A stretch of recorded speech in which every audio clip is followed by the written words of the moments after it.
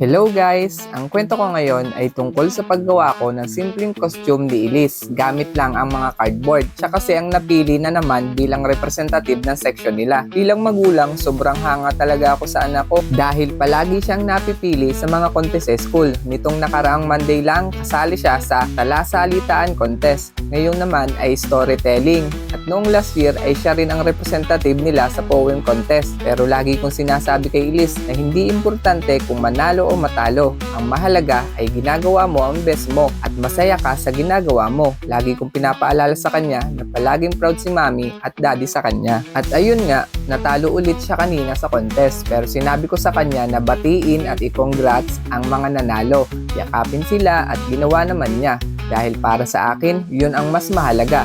Ang marunong tumanggap ng pagkatalo, may respeto sa iba at handang mas galingan pa sa mga susunod na laban.